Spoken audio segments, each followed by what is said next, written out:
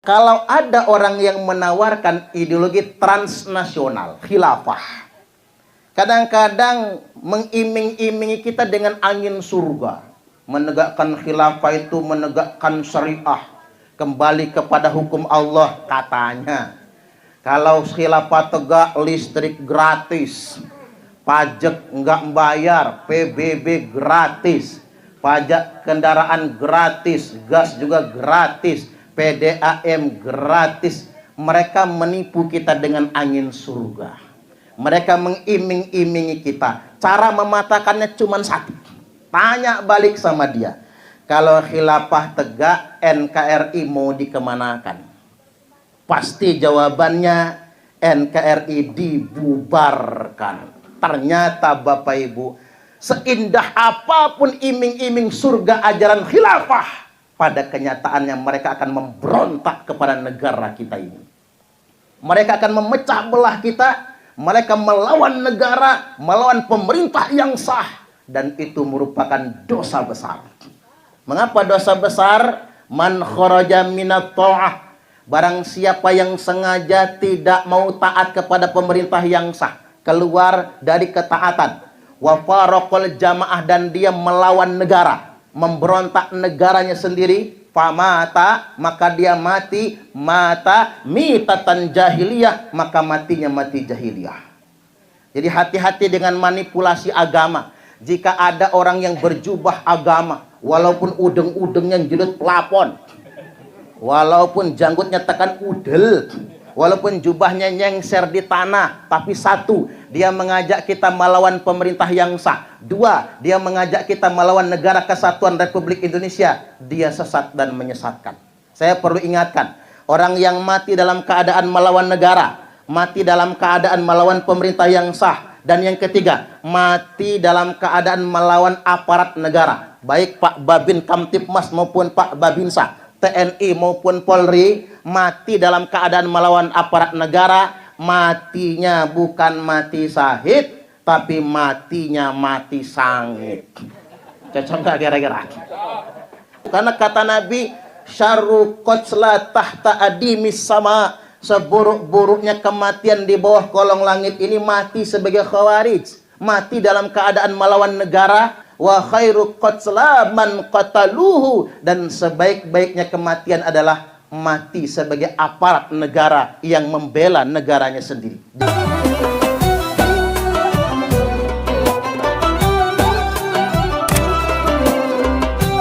Baik, saya langsung saja karena waktu kita singkat, yang penting efektif.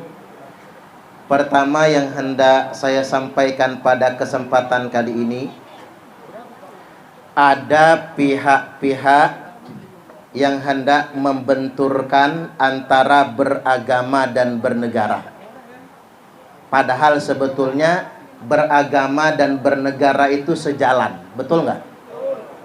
Kita bisa menjadi warga agama yang baik, sekaligus juga menjadi warga negara yang baik. Justru menjaga dan mencintai negara kita ini merupakan bagian dari ajaran agama. Dan ada pihak-pihak yang hendak membenturkan Pancasila dengan Islam, Pancasila dengan agama. Saya ajari Bapak Ibu cara ngejawabnya. Kalau ada yang membenturkan Pancasila dengan agama, cara menjawabnya begini: Pancasila itu bukan agama, dan Pancasila itu tidak untuk menggantikan agama. Namun Pancasila itu sesuai dengan ajaran agama. Sekali lagi, Pancasila bukan agama, dan Pancasila tidak untuk menggantikan agama. Maka ada rekrutmen tes pegawai, calon pegawai BPIP. Kemudian peserta tes ditanya, bisakah salam Pancasila menggantikan Assalamualaikum? Kata peserta, bisa. Langsung diajak salaman, selamat, Anda ikut tes lagi tahun depan. Gagal ikut tes karena jawabannya salah. Berarti cara berpikirnya yang salah. dianggapnya Pancasila itu setara dengan agama, atau mungkin untuk menggantikan agama. Salam Pancasila tidak juga bisa menggantikan salam agama manapun. Namun Pancasila ini sesuai dengan ajaran agama. Nah, ini harus bisa kita menjawabnya, Pak. Karena dulu kalau kita nisbatkan ke Islam saja, Nabi kita hijrah dari Mekah ke Madinah. Mekah Madinah itu belum punya negara, Bapak Ibu. Yang ada qabilah, suku. Jadi adanya kepala-kepala suku. Nabi hijrah dari Mekah ke Madinah. Di Madinah Nabi membuat negara. Tadinya Yathrib jadi Madinah karena sebuah negara. Nah, di Madinah Nabi tidak pernah mendirikan negara Islam. Ini jawaban kalau ada yang ngajak kita mendirikan negara Islam. Nabi tidak pernah mendirikan negara agama. Nabi tidak pernah mendirikan negara Islam. Negara yang didirikan Nabi negara kesepakatan. Sama dengan kita, Indonesia juga negara kesepakatan. Yang kita menyebutnya Negara Kesatuan Republik Indonesia. NKRI harga mati. Ini mencontoh Nabi. Berarti kita ber-NKRI dengan ideologi Pancasila ini mencontoh sunnah Nabi. Dan nilai-nilai Pancasila itu sesuai dengan ajaran Al-Quran. Ketuhanan yang Maha Esa, Qul huwallahu ahad, Al-Quran. Kemanusiaan yang adil dan beradab. Innallaha ya'muru bil adli wal ihsan, Al-Quran. Persatuan Indonesia, wa'tasimu bihablillahi jami'an wa la tafarraqu, Al-Quran.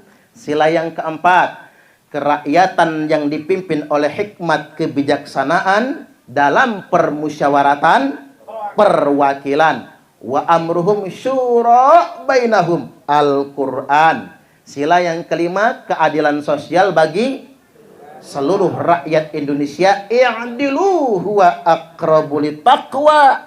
Ini juga sesuai dengan Al-Quran. Yuk kita ikuti kata Bu Tahura tadi. Siapa Anda? Pancasila. Siapa kita? Indonesia. NKRI. Salam Pancasila. Ulang lagi biar seru. Siapa Anda? Pancasila. Siapa kita? Indonesia. NKRI. Salam Pancasila. Mantap ini. Nah, kemudian yang berikutnya, kalau ada orang yang menawarkan ideologi transnasional, khilafah, kadang-kadang mengiming-imingi kita dengan angin surga. Menegakkan khilafah itu menegakkan syariah, kembali kepada hukum Allah katanya.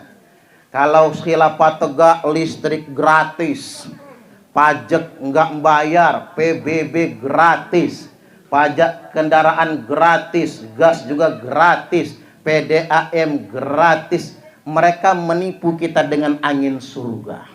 Mereka mengiming-imingi kita. Cara mematakannya cuma satu. Tanya balik sama dia. Kalau khilafah tegak, NKRI mau dikemanakan? Pasti jawabannya NKRI dibubarkan. Ternyata Bapak Ibu, seindah apapun iming-iming surga ajaran khilafah, pada kenyataannya mereka akan memberontak kepada negara kita ini. Mereka akan memecah belah kita. Mereka melawan negara, melawan pemerintah yang sah. Dan itu merupakan dosa besar. Mengapa dosa besar? Man kharaja minat ta'ah. Barang siapa yang sengaja tidak mau taat kepada pemerintah yang sah, keluar dari ketaatan, wa faraqal jamaah, dan dia melawan negara, memberontak negaranya sendiri, famata, maka dia mati, mata mitatan jahiliyah, maka matinya mati jahiliyah. Jadi hati-hati dengan manipulasi agama. Jika ada orang yang berjubah agama, walaupun udeng-udengnya jilid pelapon, walaupun janggutnya tekan udel, walaupun jubahnya nyengser di tanah, tapi satu, dia mengajak kita melawan pemerintah yang sah. Dua, dia mengajak kita melawan negara kesatuan Republik Indonesia. Dia sesat dan menyesatkan. Saya perlu ingatkan, orang yang mati dalam keadaan melawan negara, mati dalam keadaan melawan pemerintah yang sah, dan yang ketiga, mati dalam keadaan melawan aparat negara, baik Pak Babin Kamtibmas maupun Pak Babinsa, TNI maupun Polri, mati dalam keadaan melawan aparat negara, matinya bukan mati syahid, tapi matinya mati sangit. Cocok nggak kira-kira? Nih, jangan sampai kita ketipu, karena kata Nabi, syarru qatla tahta adimis sama, seburuk-buruknya kematian di bawah kolong langit ini mati sebagai khawarij, mati dalam keadaan melawan negara atau melawan aparat negara. Wa khairu qatla man qataluhu, dan sebaik-baiknya kematian adalah mati sebagai aparat negara yang membela negaranya sendiri. Jangan kebalik-balik dengan logika teroris. Jadi balik lagi, apapun kampanye kelompok Khilafatul Muslimin, Hizbut Tahrir, NII dan lain sebagainya, yang mereka mengiming-imingi kita dengan surga dan keindahan, itu semua kebohongan dan manipulasi. Pada kenyataannya mereka semua ingin membubarkan negara kesatuan Republik Indonesia. Dan ini yang disebut dengan proxy war. Apa itu proxy war? Kalau bahasa kitanya, nabok nyilih tangan. Kita pengen ngampleng orang, Pak. Nggak mau langsung pinjem tangan orang biar nabok. Jadi ini strategi perang modern. Strategi perang modern adalah tidak berkonfrontasi langsung. Kalau kayak Rusia Ukraina itu, Pak, sayang, duit habis banyak, betul nggak? Nyawa habis banyak. Jadi perang modern itu bukan konfrontasi langsung, tapi perang modern itu adalah nabok nyilih tangan. Apa yang disilih? Kalau ingin menghancurkan satu negara, adu domba sesama rakyatnya sendiri. Contohnya apa? Arab Spring, bahasa kitanya kebangkitan Arab. Orang Arab nyebutnya At-Tauratul Arabiyah. Apa yang mereka katakan kebangkitan Arab, itu bukan kebangkitan. Tapi dunia barat memanfaatkan masyarakat sipil untuk melawan pemerintahnya sendiri. Hasilnya apa? Yaman, Presiden Ali Abdullah Saleh jatuh. Tunisia, Presiden Ben Ali jatuh. Mesir, Hosni Mubarak jatuh. Libya, Muammar Gaddafi mati di selokan presiden. Gara-gara apa? Diadu domba rakyatnya. Termasuk juga Suriah. Sampai sekarang perang saudara nggak selesai-selesai. Yaman, sampai sekarang perang saudara nggak selesai-selesai. Irak sebelumnya sudah hancur, jatuh Saddam Hussein. Negara-negara Arab kemudian perang saudara, terakhir Afghanistan. Ini semua adalah proxy war, di mana bangsa barat memanfaatkan masyarakat sipil untuk melawan negaranya sendiri. Apa yang dilakukan? Adu domba, provokasi. Indonesia hampir saja, hampir.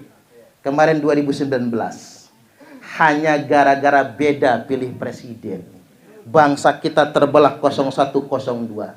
Makanya saya himbau Bapak Ibu, 2024 menjelang, ini tahun politik sudah mulai memanas. Kita boleh beda pilihan politik, setuju? Tapi jangan saling bermusuhan, cocok? Entah Pak Ganjar Pranowo, entah Pak Anies Baswedan, entah Prabowo Subianto, siapapun presiden terpilih, sejatinya sudah ditakdirkan oleh Allah. Betul nggak kira-kira? Sudah ada takdirnya. Daun yang jatuh saja sudah ditakdirkan, apalagi cuman presiden. Cuman kalau maunya saya, maaf ini bukan kampanye ya, kalau maunya saya yang jadi presiden. Kalau saya jadi presiden, Pak Babin Kamtibmas saya angkat jadi Kapolri. Pak Babin saya tak jadikan Panglima TNI. Bu April tak Abir jadi Ketua DPR RI. Bu Tahura Malagano Menkumham. Nah, Bapak yang kacamata, yang tadi baca Pancasila, saya jadikan Menteri Pemuda Olahraga. Pak RT Menteri Dalam Negeri, Pak Lurah ya, Pak Lurah Menteri Dalam Negeri. Tapi siapa yang memilih saya ya? Artinya Bapak Ibu, kalau maunya nafsu kita, ngapain orang lain? Kita dewe kan?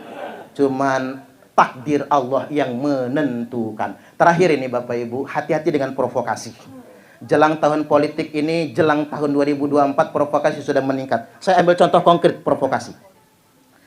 Ada orang yang sedang podcast, ini ngonten di YouTube termasuk di TikTok, wajahnya Chinese, Bapak Ibu. Dia ngomong apa? Orang Kristen di Indonesia itu sudah terlalu banyak ngalah. Orang Islam saja yang ngelunjak. Kalau orang Kristen melawan, orang Islam habis semua, dibantai orang Kristen. Buktinya Ambon dan Poso. Bahaya betul. Ini provokasi. Kalau orang Kristen melawan, orang Islam habis semua. Contoh buktinya Ambon dan Poso. Ini yang sumbu-sumbu pendek, marah semua ini, ngamuk semua. Sudah mulai itu. Awas orang Cina nanti. Awas orang Kristen nanti. Nih, video ini sedang nyebar sekarang ini di grup-grup WhatsApp, sedang di-share sebanyak-banyaknya. Apa narasinya? Cina Kristen komunis. Narasinya. Orang ini antek asing. Dia disimpan di Jerman. Jadi nggak bisa ditangkap, Pak. Satu jejak kaki saja dia menjejakkan kaki di Indonesia, langsung ditangkap. Karena orang ini memang dibuat untuk memprovokasi rakyat Indonesia. Dia bikin konten begitu, yang paling dirugikan siapa? Satu orang Kristen kan Pak. Itu paling dirugikan. Jadi nggak nyaman nanti kan. Yang kedua orang Cina. Itu paling dirugikan dengan konten sedemikian rupa. Dan yang ketiga kita semua bangsa Indonesia. Padahal kita kalau flashback ke sejarah, Poso dan Ambon nggak ada yang menang, kalah semua. Yang Muslim banyak korbannya, yang Kristen banyak korbannya. Betul nggak kira-kira? Kalah semua. Itu bukan perang agama, itu adu domba. Saya datang ke NTT sebelum lebaran, sebelum puasa, ceramah di NTT. Di NTT itu Pak, yang dengerin ceramah saya 70% non-Islam. Katolik, Kristen. Jadi di sana orang Katolik saja mau mendengarkan ceramah saya. Yang Muslim cuma 30%. Mereka katakan sama saya, Ustadz, dulu pernah hampir terjadi di Kupang. Ketika kami lihat ada orang membakar gereja, kami hampir membakar masjid. Tapi begitu kami lihat, yang bakar gereja itu nggak ada yang Muslim. Orang yang nggak kami kenal. Karena di Kupang itu, dia Katolik, dia Kristen, dia Islam. Walaupun beda agama, masih keluarga. Kakaknya Katolik, adiknya Kristen, adiknya lagi Islam. Jadi mereka kenal. Kok nggak kenal ya sama yang bakar gereja? Itu adu domba provokasi. Tujuannya apa? Dulu untuk menggagalkan reformasi.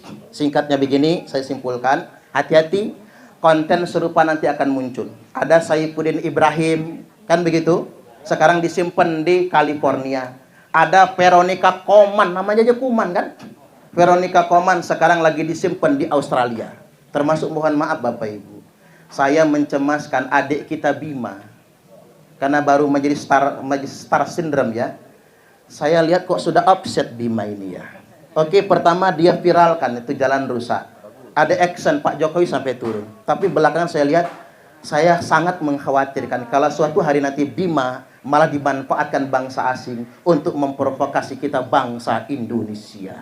Artinya kalau nanti ada konten-konten Bapak Ibu yang ngadu domba kita, jangan pernah percaya.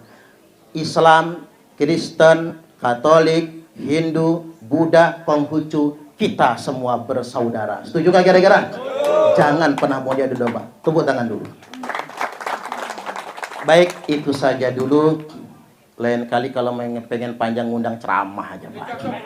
Saya jelasin sepanjang-panjangnya ini. Iya, nanti saya tinggalkan nomor teleponnya. Tinggal dicatat ya Pak. Nanti Pak RT ya Pak. Ya, itu saja dari saya. Kurang lebihnya mohon maaf. Wallahul muwaffiq ila aqwamit thoriq. Wassalamualaikum warahmatullahi wabarakatuh.